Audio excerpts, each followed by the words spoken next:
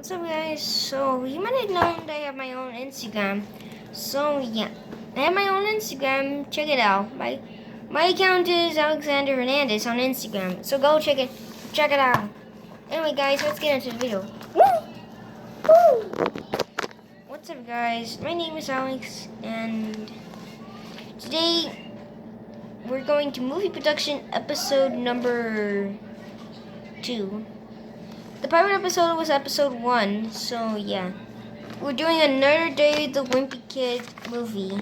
That one is Diary of the Wimpy Kid Dog Days.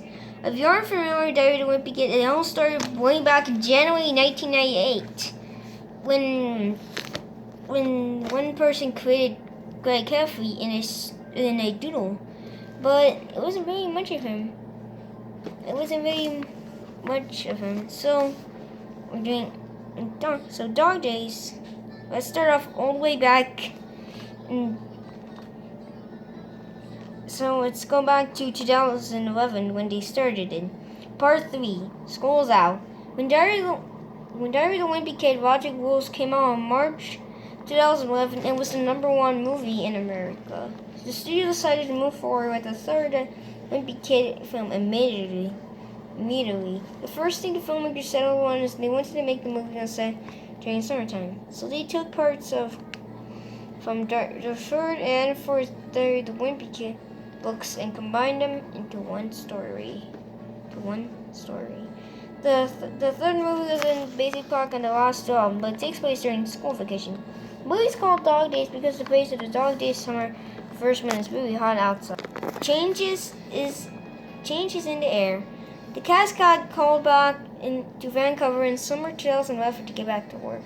When actors get around in the table read, some of them seemed a little different. Zach has changed the most. He's a foot taller than it has been in the start of the movie. His voice is deeper too. Oh, I forgot to show the pictures. Oh, shit. Picture phone changes it. What's everybody looking at? In the first film, Greg was a sixth grader.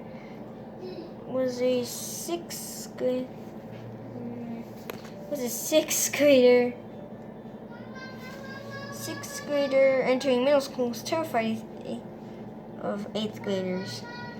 Now Zach is entering 8th grade himself.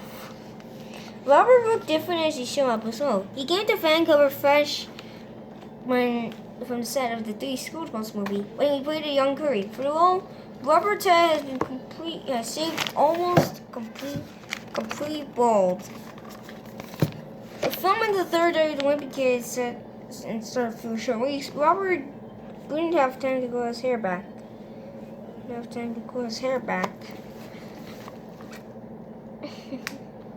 So a special wig was made to match Robert's hair from the first 2 movies.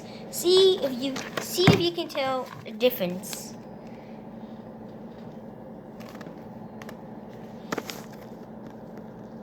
Fresh faces. With the new film came in a new batch of characters. The most prominent is Heather Hills, Holly's older sister. In the books, Heather doesn't speak a word, but in the movie, she's got a lot to say. Not much of it is nice. The casting director didn't have to go find actress to play Heather. Melissa Roxford, a Vancouver native, was picked to step into Heather's shoes. You might recognize Melissa from the second Diary of the Wimpy Kid films as of one of the girls with the calling outline of Roger Spurry. So she plays two very different roles for the film.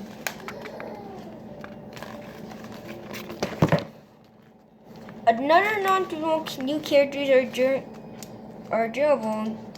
The turned role model where the house to Merritt and Heffley's next door neighbor, Mr. Wharton. Sometime in the film series, characters get recast in the same role to play 2 different actors. That's what happened to the role of Mrs. Jefferson. In the first film, she played Robert's real mother, Katie Herbson, who does not an actress plays impressive on the desk floor. In the third film, Mr. Jefferson. Mr. Jefferson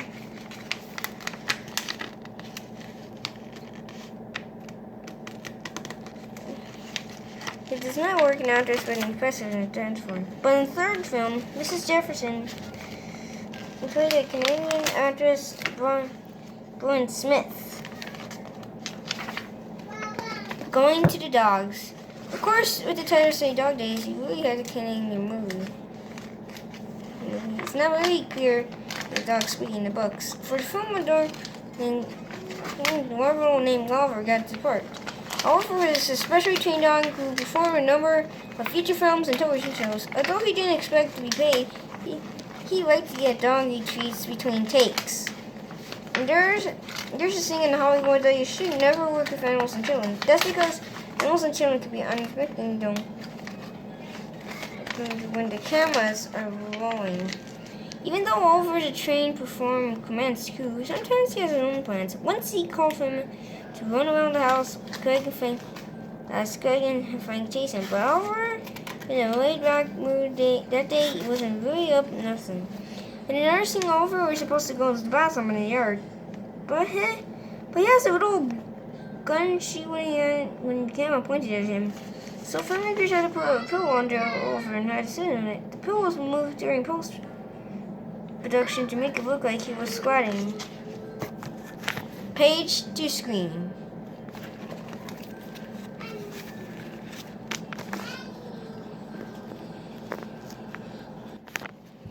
The Guardian article, just like I did in the first two movies, Plowmaster David Boeing and the movie design team had to make Golan Rogers based on the Duel's book. Here's some drawings in the film's versions.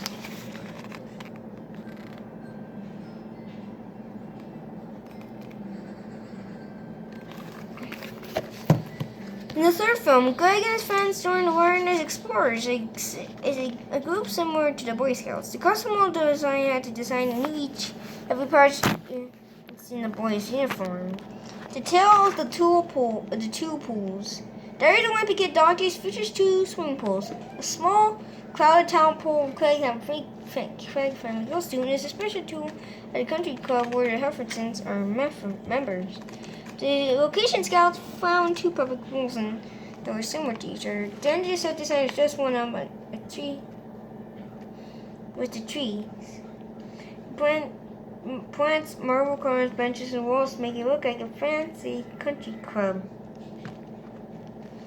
For the town pool scene, hundreds of extras were brought in to make the pool look overcrowded.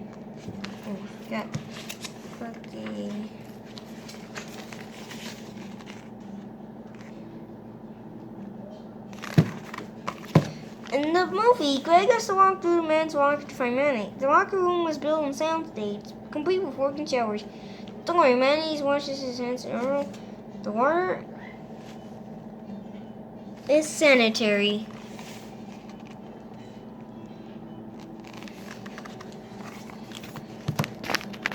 All wet. In the Diary of the Wimpy Kid films, Craig is a curator on every tape and emission you can imagine. From wrestling, vaguely acting to acting Audrey's assistant Magic Soul getting stuck in a woman's bathroom at the literature towers.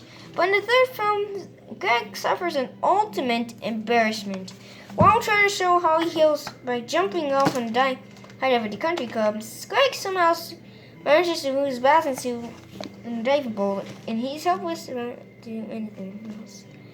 Of course, Zach Gordon didn't really have a swim buff in the movie. The costume department gave him a skin-covered bathing suit that you can't see when he is in his underwear. But that doesn't mean that he's still embarrassing. Some fans came by the set that day, and Zach signed autographs in a skin-covered suit. Now that's a decision.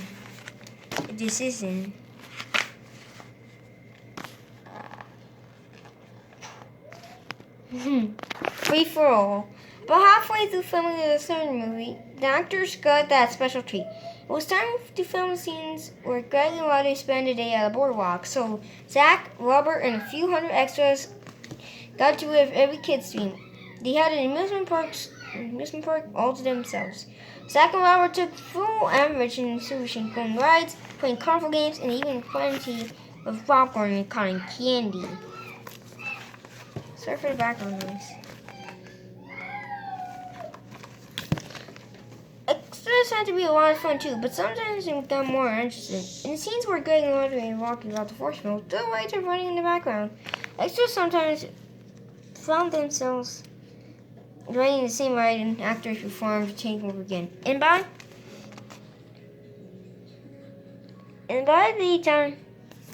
the end of the day, you wouldn't blame the extras or feeling that thrill was gone. Riders arrives, and the fourth day of the Wimpy Kid, but Greg goes on a terrifying ride called Kite Shaker, while on the vacation beach with the Heffersons. There wasn't a ride exactly like that, like the Cram Shaker in Vancouver.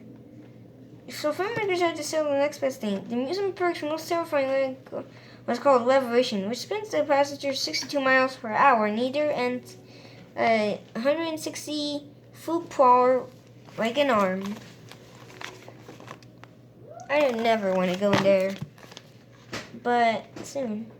In the book, Greg has to go on Cram Shaker by himself, but in the film, Audrey is along for a ride. The Revolution tumbles its passengers and over and rotates in axis.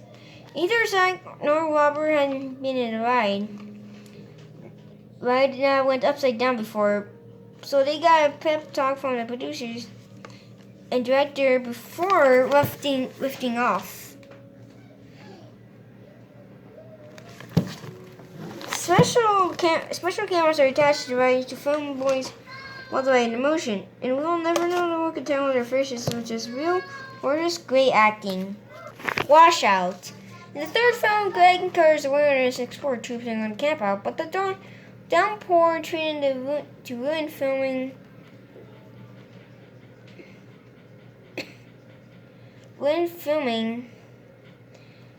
Like it ruined Craig's and Dad's weekend in the Lost Draw. Unfortunately, the cast and crew didn't have a whole lot of cozy Mill hotel like Greg and his father did in the book. Filming had to be continued no matter how cold or wet the weather was. But the crew came prepared. Most of the filming took place under a special tarp designed to keep things dry. And when you see the sunny camping scenes in the film, you'll never notice it was actually raining. Getting out of hand. In the second day of the Wimpy Kid film, Greg and Audrey had a sleepover and watched a horror movie starring themselves half to death.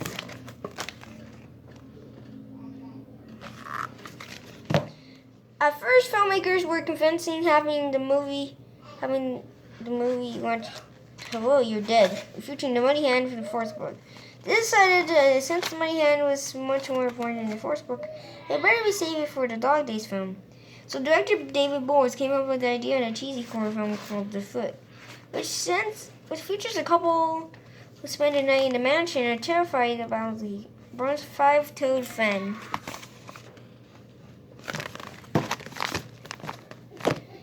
The Money Hand has a big moment near the end of the third David Wimpy Kid film, but instead of being part of a horror film, now it's told to ghost story during a camp out, because really, what would be the most terrifying ghost story told by Gregory?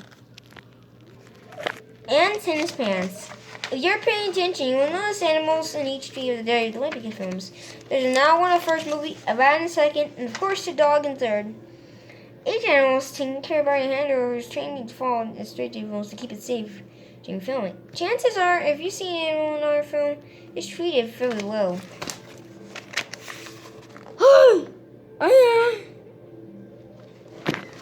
Hey! I asked for ice cubes in this drink.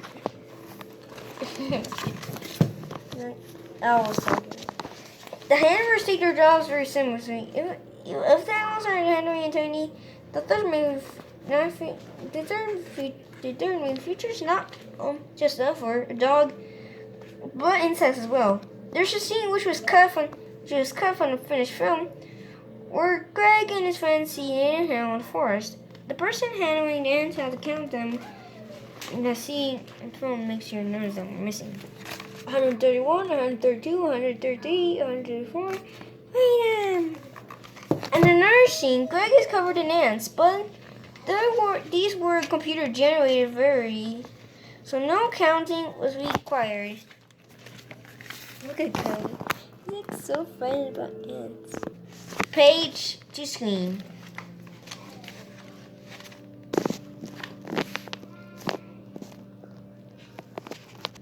Last Dance. Filmmakers wanted to make the third movie to end with a bang, so they dreamed of this sweet 16th party for other films for the grand finale. The party allowed Roy Dipper to perform in a classy setting. For Roger Center, Heather a Justin Bieber hit. The party was featured a large ice sculpture of Heather Hills, which came crashing on the floor. When it hit the ground, instead of smashing into a million pieces, it bounced.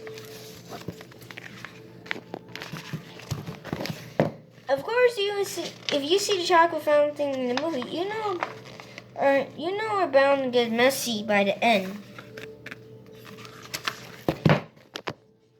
Moments after actors were sprayed in the fountain, they were sprayed for lunch, so the actors had to eat their meal covered in chocolate.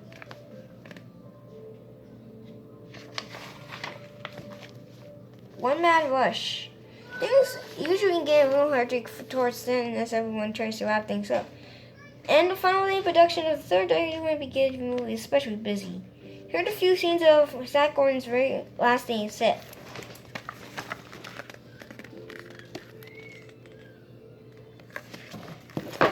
It seemed fitting that on the last day of filming, Zach was holding a diary and speaking to the camera, just like he did in the beginning of the first movie. And as though I'm filming an event, the actor's story isn't finished being written. Anyway, guys, follow me on Instagram, which is Alexander Hernandez. Follow me on Alexander Hernandez on Instagram, and thank you very much for watching.